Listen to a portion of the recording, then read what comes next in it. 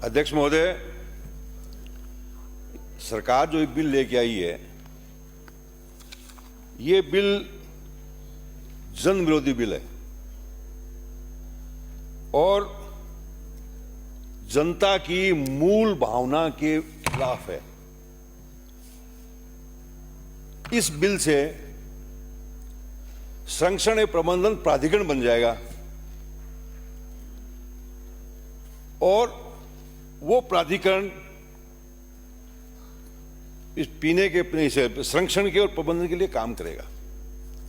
अध्यक्ष महोदय, ये बिल को हम पूरा अध्ययन करते हैं तो ये इससे साफ चीज जाहिर होती है कि ये बिल भ्रष्टाचार का अड्डा बनेगा। ये भ्रष्टाचार का अड्डा बनेगा। मैं सभी सदस्यों को कहना चाहता हूं कि ये कोई छोटी मोटी बात नहीं है। आप मुझे बताइए, वसुंधरा राजे जी ये बिल लेके आई थी, फिर क्यों नहीं पास हुआ? अधिकारियों ने बिल लाने के लिए उनको तैयार किया, लेकिन उन्होंने जन भावना के मुताबिक वो बैक हो गए।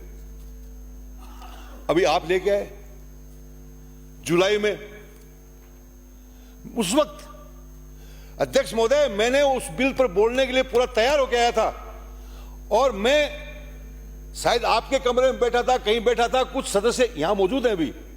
मैंने कहा था ये बात करो सरकार से, ये बिल इतना घातक होगा कि आपके सबके समझ में नहीं आएगी। अध्यक्ष महोदय, ये प्रवर समिति को गया, क्या हुआ प्रवर समिति में? अरे किसानों से तो डर गए आप, उनको तो आपने हटा दिया। बाकी जो क्या किया आपने, एमएलए तो डाले हैं 2। अरे पूरी जो आपकी कमेटी बनेगी, प्राधिकरण बनेगा, उसका चेयरमैन से लेकर के सारे लोग तो अधिकारी हैं। तो ये जो अपना जो प्राधिकरण बनेगा, ये अधिकारियों को शक्ति देने वाला बनेगा और ये तानाशाह हो जाएगा। अध्यक्ष महोदय, मैं जिम्मेदारी से कहना चाहता हूं ये बात। ये बिल आप देखिए, ये कोई भी व्यक्ति आवेदन करेगा, एनओसी मांगेगा। क्या हो रहा है आज? क्या हो रहा है अध्यक्ष महोदय? ये एक नई दुकान खुल रही है और इस दुकान के अंदर आम जन शामिल हो गया है। आपने किसानों को सिंचाई के लिए अलग किया है, आम जन को। अभी जूली साहब बोल रहे थे, हैंडपंप को भी आपने शामिल किया है। तो ये सारी अव्यवहारिक चीजें हैं, इसको गहराई से इसको देखना चाहिए। ये जन भावना से जुड़ा हुआ बिल है अध्यक्ष महोदय, इसमें आम आदमी प्रभावित होगा। अभी एक बात और है, अब 2 एमएलए तो आपने डाल दिए, कोई एमएलए सुझाव देगा, कौन मानेगा उसकी? फैसला तो आप करोगे उससे बहुमत से, तो विचार भले ही रख दो अपने, फैसला बहुमत से ही करते हो। आज हम विपक्ष में बैठे हैं, हम बोल के सुझाव दे रहे हैं, हम मानो तो मानो, नहीं मानो तो नहीं मानो, आप पास कर लोगे। तो ये इस प्रकार का जो आपका जो ये फैसले होंगे, वो फैसले जो है वो बहुत खतरनाक होंगे।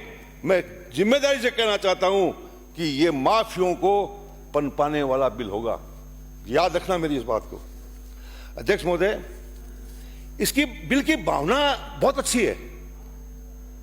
भूजल संरक्षण जो आज का सबसे महत्वपूर्ण विषय है। आज जिस प्रकार से दोहन हो रहा है हमारे राजस्थान के अंदर, हमारे देश के अंदर, यह चिंता का विषय है।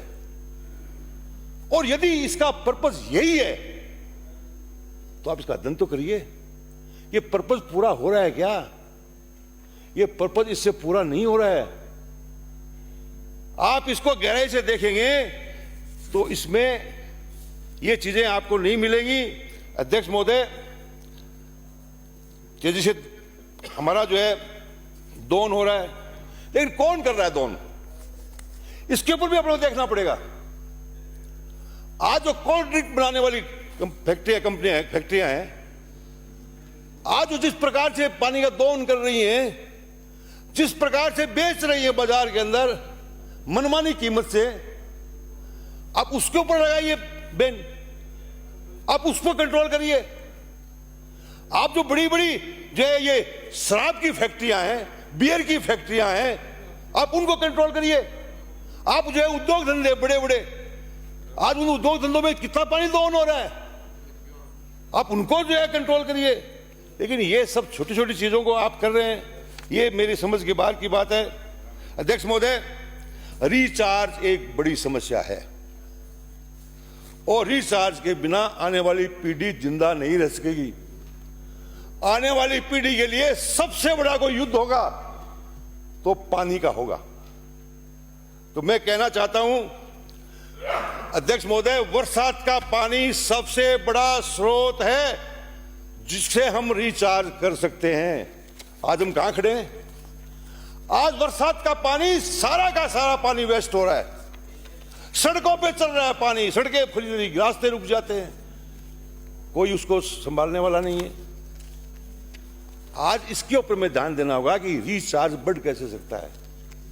अध्यक्ष महोदय, मैं जिस गांव में पैदा हुआ उस गांव के अंदर सैकड़ों टांके बने हुए हैं और पानी जहर जैसा है, पशु भी नहीं पी सकता। तो उस वहां पर उन जो सार्वजनिक टांके बने हुए हैं उनसे पूरा जीवन यापन करते थे लोग। और जब लोगों ने मांग की कि हमारे यहां घर घर टूटी होनी चाहिए, वहां 2 टंकियां बना दी हमने बड़ी बड़ी। आज 1,000 रुपए में पानी डलवा रहे हैं और कुंड हो गए, वो टांके हो गए सारे बर्बाद पुराने। तो आज मैं सुझाव देना चाहता हूं सरकार को। अध्यक्ष महोदय, ये नरेगा कार्यक्रम जो मजदूरी देने का कार्यक्रम है, आप उसको इस रिचार्ज से जोड़िए। आज रिचार्ज से जोड़िए। जितने भी सार्वजनिक टांके बने हुए हैं जहां सद्भावना होती थी, मैंने खुद में पानी निकाला हुआ है, उसके अंदर 50-50 टूट गहरे बनाते हैं, पाइथन बनता है। अब पाइथन टूट गए, आप नरेगा में उन पाइथनों को ठीक करवाइए तो पानी चार्ज होगा आपका।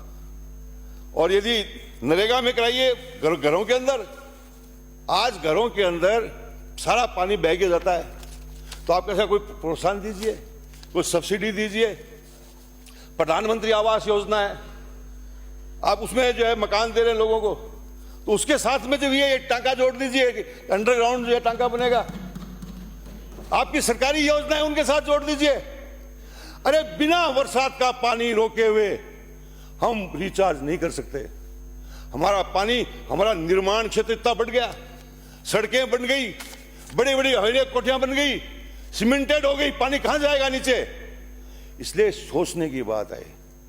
और मैं एक बात और चेताना चाहता हूं अध्यक्ष महोदय, आज जिस प्रकार से पक्के निर्माण हो रहे हैं, बड़ी बड़ी बिल्डिंगें बन रही हैं, किसान की खेती कम हो रही है, खतरा पैदा हो गया किसान को भी, उसका पानी भी खत्म हो रहा है, जोत खत्म हो जाएगी किसान की। तो इसके ऊपर भी ध्यान देने की आवश्यकता है। अध्यक्ष महोदय, एक छोटा सा सुझाव है मेरा कि इसमें जिस प्रकार से किसानों को सिंचाई के लिए छूट प्रदान की है, उसी प्रकार जो घरेलू सिंगल फेज है उनको आप इससे दूर करिए। ये बहुत, आप एक सिंगल फेज के को जो है हैंडपंप तो लगा रहा है, वो आप जो मकान बना रहा है वो कहां से बनाएगा मकान, बताइए मुझे। तो आप जो है इन चीजों को आप इनसे दूर करिए, बड़े उद्योगों पर लगाइए, लेकिन छोटे उद्योगों को तो छोड़िए। इसमें छोटे उद्योगों को शामिल मत करो इसमें। ये तो कोई नहीं आएगा हमारे पास में। ये छोटे उद्योग ही हैं जो हमारे काम आते हैं। ये बड़े उद्योग तो पैसे कमाने के लिए हमारे काम नहीं आते हैं। अध्यक्ष महोदय, मैं अंत में इतनी बात कहूंगा कि कानून बनाने से मैं समझता हूं कि किसी चीज का समाधान नहीं है। आज कितने कड़े कानून बने हुए हैं, हर चीज के कानून बने हुए हैं, बड़े मृत्यु तक सजा का प्रावधान है, फिर भी क्या मर्डर रुकते हैं? आज बच्चियों के साथ किस प्रकार से बलात्कार हो रहे हैं, मृत्यु दंड है, फिर भी खुलेआम हो रहे हैं। तो कानून बना करके एक अधिकारियों को इस प्रकार से ताकत दे करके आप जनता का भला नहीं कर सकते।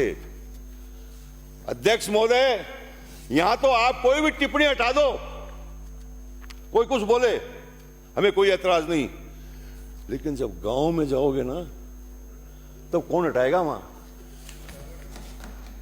गांव में 3 साल बाद, 3.5 साल बाद जाना पड़ेगा। इसलिए आप इस बिल को ध्यान से सोचिए, ये जन विरोधी है, मैं इसका विरोध करता हूं और इसको जनमत जानने के लिए जनता के बीच भेजा जाए। धन्यवाद अध्यक्ष महोदय। माननीय मंत्री जी।